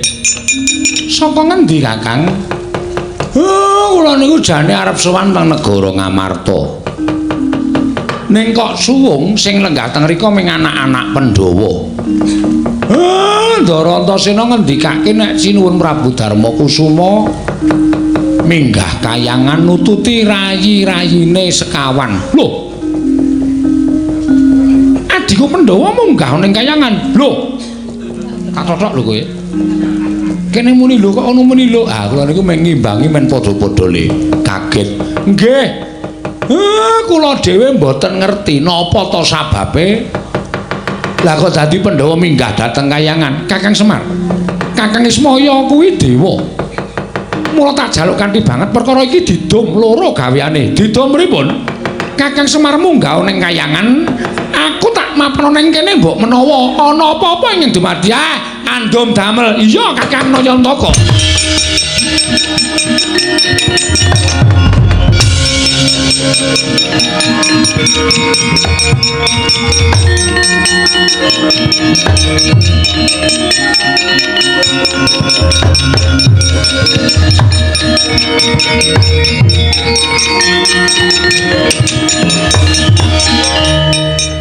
Kresna, kula wonten maring adhawuh. Ulun ingkang prapta, inggih Bu Kulun, kula ngertos bekti kula kanja Bu Kulun, ya ulun tampa. Bekti kula kanja Bu Kulun, ya Baladewa ulun tampa. Petruk Ulun Bathara Guru Petruk, nggih kula wis ngerti. Ngaturke bekti? Nggih. Bekti kula Bu Kulun, ya Petruk ulun tampa. Wonten menapa Bu Kulun mlajar-mlajar kados dene lari alit? Wonten migatos menapa Kresna? Ora kanthi kanyono-nyono. Puntadewa murka wujud Brahala munggah ning kayiwangan. Kresna ulun tulungana, Dewa Amral mutha-mutha lan panjenengan ulun Kresna Weladalah. Kula aturi seminggah, kula ingkang badhe mapakaken kadang kula ing Amarta, Ulun.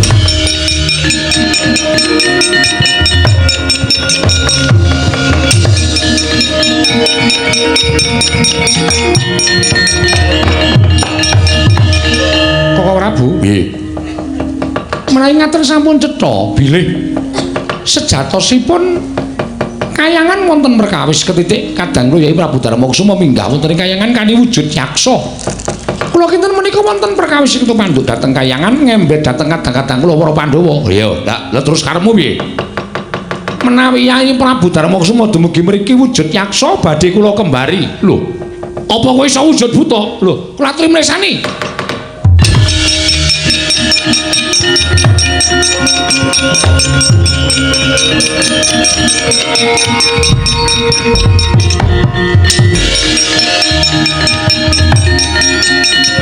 Waduh.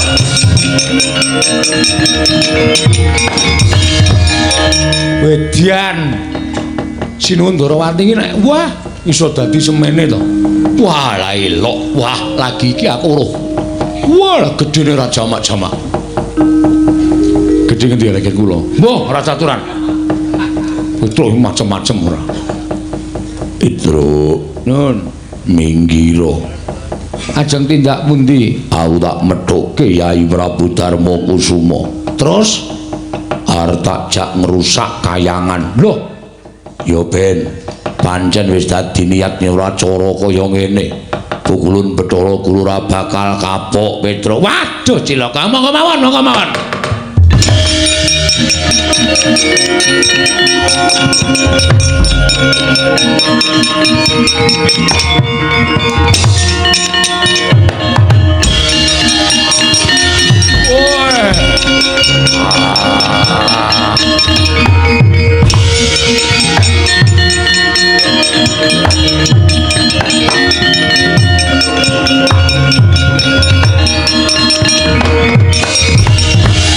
Gunjang ganjing langit kelap-kelap katon lir kincanging risang mawe gandrung. Sapa iki? Takon karo aku Bala Srewu. Kowe sapa? Aku Dewa Amral. Ndi Bathara Guru? Aja nakoke Bathara Guru. Kowe titah sing wani mulasara karo dewa gedhe dosamu ora sah kokean bebangal. Kowe nglewangi karo Bathara Guru, mapan kuwi sesembahku. Ora semingkir, wah gaglak limpamu, kegulung kowe keparat.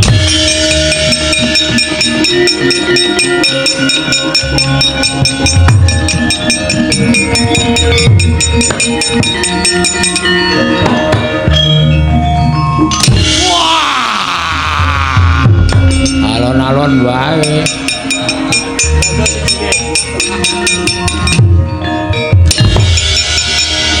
Ora apa-apa edan.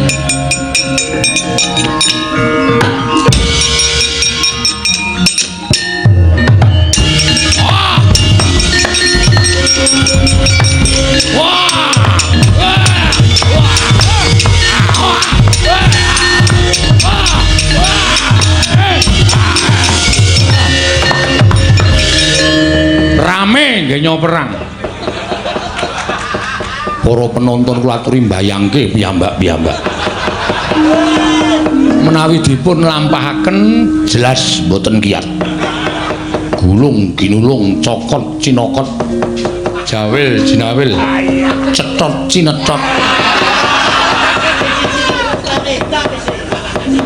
kekalipun samya rusak satemah kaiwangan geger poyang payingan sanggya para Jawata nungsang puyang gudel bingung.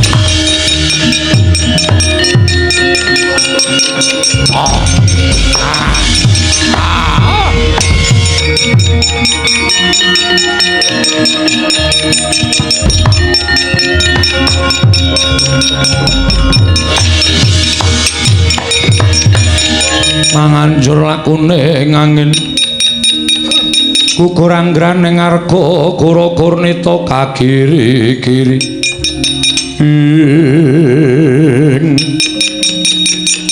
wah jlambrong kula wonten paring adhawu nek kula sedya wonten dawuh Mas kula wonten dawuh ora usah padha wedi pati uripe menungsa gumantung marang purbaning Wang Mahanasa nadyan kowe karo aku kudu mancing telenging kawah telenging candra dimuka nang yen pancen dewa ora ngeparengake kowe karo aku tekaning pati 1000 dalane nggone bakal padha slamet. Wah yen kowe wedi do mermo tak cemplungane candra dimuka.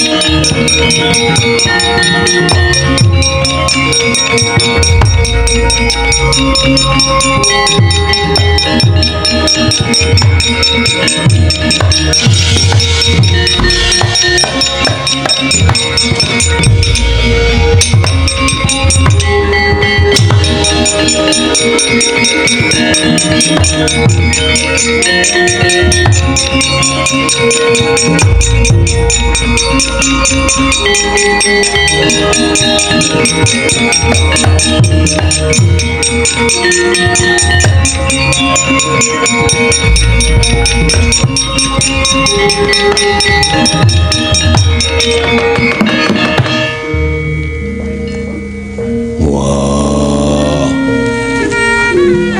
ora nyono babar pisan. Bareng aku nyemplung telenging kawah, telenging candra dimuka, ora krasa panas. Iki saka dayane apa? Ning luwih becik ora perlu tak pikir. Tak pasrahke marang purbaning Wang Mahanasa. Bareng aku tekan telenging kawah. Geni ingkang mulat-mulat werna abang. Dumadakan aku weruh uruping geni loro ingkang cahyane biru. Apa panjen iki sukma? Yen pancen kowe atmaning menungsa ing mapan ana ing candra dimuka. Kowe sapa? Teka mepalangi lagune Werkudara.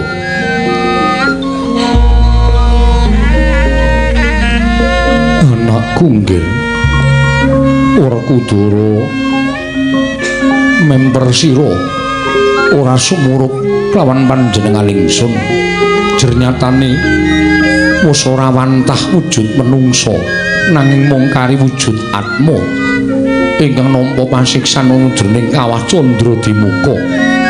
Werkudara aku wong atuhamu cah bagus. Aku Prabu Pandhu Dewayana. Wonten ingkang ana ing ngarep aku iki ibumu Dewi Madrim Werkudara. Wah, Pandhu bapakku. Wah,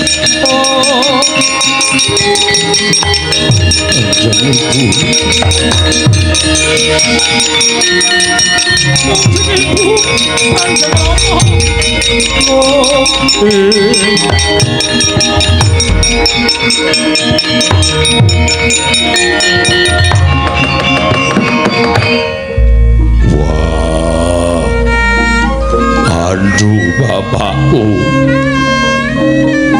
ora nyono. Wiwit aku arep nyemplung kawah nututi Yamadipati nggone nyendal mayang karo kowe. Tekan seprene isih mapan jroning kawah. Kanjeng Rama, Kanjeng Ibu, Kanjeng Ibu, kula ingkang putra pun nekula Ibu. Ibu, kula ingkang putra pun sedewa. Anakku, apuranen pun Ibu Yonggel, pun Ibu dudu Ibu ingkang becik.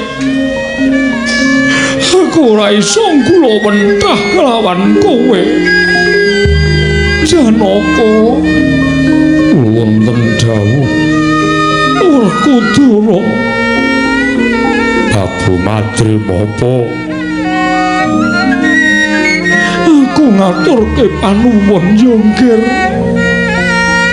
dene kowe wis ngulawentah karo adimu Nekula Sedewa nganti gedene semene.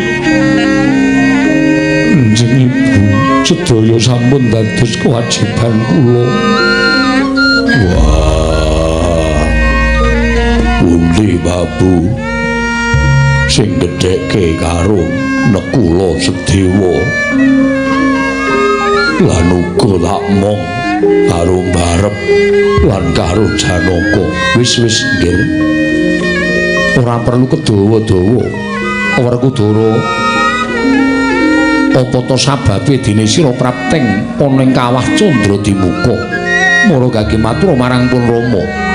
Ana apa lan kudu kepiye ingkang mbok tindakake teka anak-anakku mapan ning telenging kawah Candradimuka, Werkudara?